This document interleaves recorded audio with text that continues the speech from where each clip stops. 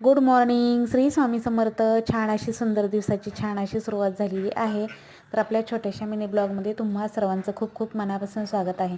तर बघा, एका ताईंची काल कमेंट आली होती की ताई, मला आळस कंटाळा येतो, माझी पुरेशी झोप होऊन सुद्धा मला कुठलीही कामं करू वाटत नाहीत, कुठलीही सेवा करू वाटत नाही, देवाची देवपूजासुद्धा करू वाटत नाही, तर काहीच तरी उपाय सांगा.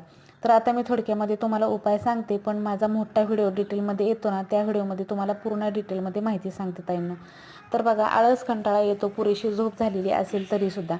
तर बघा, सकाळी सकाळी जर आपण उठल्यानंतर मेडिटेशन केलं, एक 10 ते 5 मिनटं मेडिटेशन जरी केलं, किंवा ओम असा मंत्र जो आहे ना ओमचा, तो जर उच्चारला, एक 5 मिनटं डोळे मिटून छान असं मोठ्याने ओम असं बोललं, तरीसुद्धा आपल्याला दिवसभरामध्ये भरपूर अशी एनर्जी येते.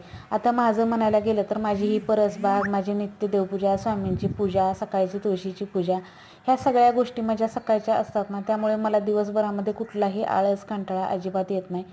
माझ्या दिवसाची सुरुवातच रोजची अशी असते. पण ज्यांना ज्यांना आळस कंटाळा येतो त्यांच्यासाठी सांगते, तर असं मेडिटेशन करा, एक 5 ते 10 मिनटं मेडिटेशन करा, थोडाफार व्यायाम करा सकाळी, योगा वगैरे.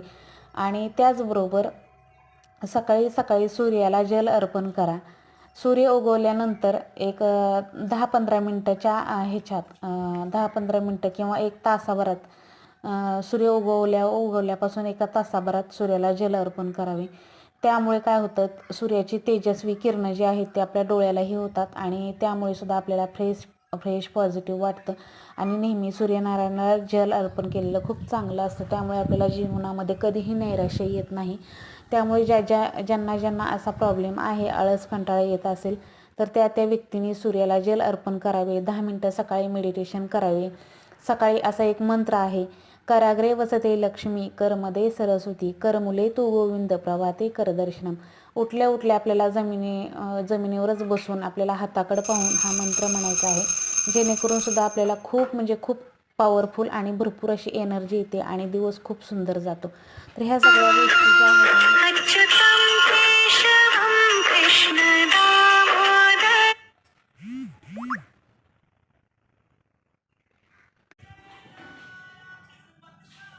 करणं खूप गरजेचं आहे, जेणेकरून काय होतं, आपल्याला फ्रेश आणि पॉझिटिव्ह आपण दिवसभर राहतो. आणि ह्या सगळ्या पूजापाठ जे करायचे आहे ना, ते आपल्याला आपोआपच एनर्जी येते. चला तर मैत्रिणींनो, आजचं माझे सुंदर अशी देवपूजा, परसबागेतील फुलं, हा सगळा व्हिडिओ तुम्हाला कसा वाटला नक्की कमेंटमध्ये सांगा. आवडला तर लाईक, शेअर, सबस्क्राईब करा. श्री स्वामी समर्थ.